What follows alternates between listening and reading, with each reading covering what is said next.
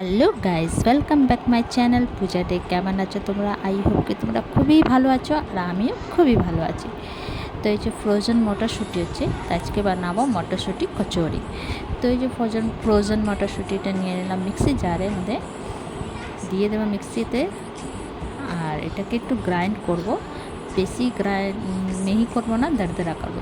সঙ্গে নেব কাঁচা লঙ্কা, একটুখানি আদা, আর 2-3টা কোয়া রসুন দিয়ে হালকা সা দরদরা করে নেব। তো এই যে দেখো, এমনিভাবে দরদরা করতে আছে, বেশি মিহি করতে নেই। তো বাটিতে বার করে নেব। তারপরে বসিয়ে দেবো কড়াইয়ের মধ্যে দিয়ে দেবো সর্ষে তেল।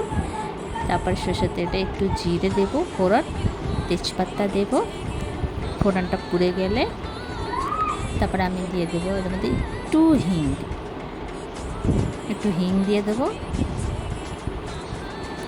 তারপরে একটা ছোট সাইজে পেঁয়াজ কেটেছিলাম কুচি কুচি করে, তো পেঁয়াজটা দিয়ে দেবো। পেঁয়াজটা দিয়ে একটু লাল লাল করে ফ্রাই করব।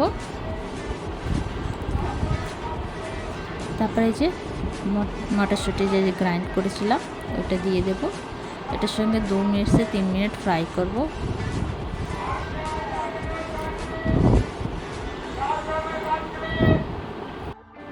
তারপরে এখানে আমি নিয়ে নিলাম আটা আর ময়দা, আধা আটা নিলাম আধা ময়দা নিলাম, দুটোটাকে মিক্স করব।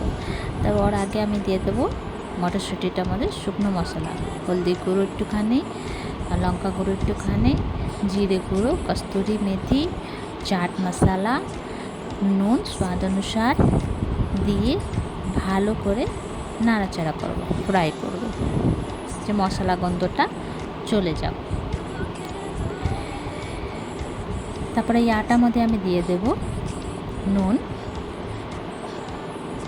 কালি জিরে, একটু চিনি হাফ চামচ, ময়ম দিয়ে দেবো 1 চামচের মতো। তো 1 চামচ দিয়ে একটু বেশি দিয়েছিলাম আমি। তো চলো ভালো করে ময়মটা করে নিই। তো এই এমনিভাবে আটাটাকে ভালো করে মিলিয়ে নিতে আছে। তারপরে এটা আটাটাকে সেনে নেব, বেশি গিল্লা করব না, একটু টাইট করে। তো এটা আটা সানা হয়ে গেছে। এখানে মশলা ফ্রাই হয়ে গেছে আমার, মতলব মটরশুঁটিটা, তো এটাকে তুলে নিয়েছি। তারপরে আবার কড়াইয়ের মধ্যে দিয়েছি তেল, 5 ফোড়ন, তেজপাতা, শুকনো লঙ্কা।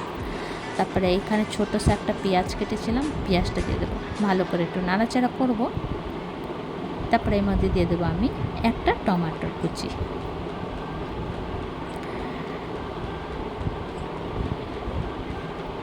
ভালো করে নাড়াচাড়া করবো টমাটারটা, তব তক নাড়াচাড়া করবো জব তক টমাটারটা না গলেও যাবে। গলে গেলে ওর মধ্যে শুকনো মশলা দিয়ে দেবো হলুদ গুঁড়ো, লঙ্কা গুঁড়ো, নুন, জিরে পাউডার আর আদা বাটা, আর একটুখানি জল দিয়ে মশলাটাকে ভালো করে ভাজবো। জব তক ভাজবো জব তক তেল না ছেড়ে দেবো। এবার আমি আটাটাকে নিয়ে নেব। আটাটাকে রেস্টের জন্য রেখেছিলাম 10 থেকে 15 মিনিটের জন্য। তারপরে এই যে পুরটা বানিয়েছিলাম, এই পুরটা গোল গোল করে এই আটা ভিতরে ভরে দেবো, আর এটা বন্ধ করে দেবো। তো এই যে আমি বন্ধ করে দিলাম। তো এরকমভাবে সবটির মধ্যে আমি ভরে আসছি।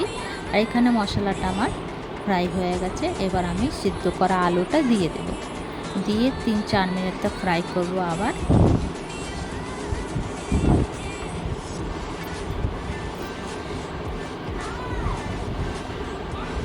তো এটা হচ্ছে বাঙালিদের ফেভারিট খাবার।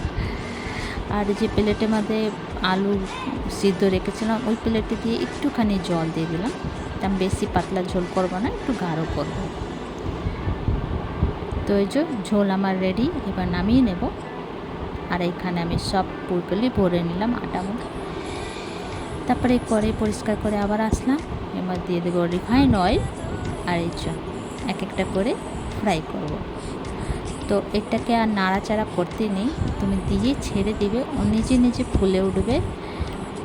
তারপরে এখানে দেখো আমার তরকারি রেডি। এবার বাটিতে সার্ভ করে নিচ্ছি। আরেকটা উলট পুলট করে লাল লাল করে ফ্রাই করব, নিজে নিজে ফুলে যাবে আর খুব সুন্দর খাস্তা হবে। আর এখানে আমি দিয়েছি খেজুরের গুড়ের পায়েস।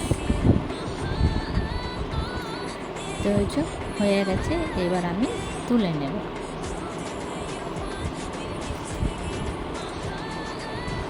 দেখো কত সুন্দর খাস্তা হয়েছে। তো তোমাদেরকে আমার ভিডিওটা কেমন লাগলো? ভালো লাগলে প্লিজ লাইক, শেয়ার, কমেন্ট করো, সাবস্ক্রাইব করে দিও। আবার নতুন ভিডিওর সঙ্গে দেখা হবে। তো তোমরা সবাই ভালো থেকো, সুস্থ থেকো। ভিডিওটা কেমন লাগলো কমেন্ট করে জানিও। একবার তোমরা বানিয়ে খেও এমনি।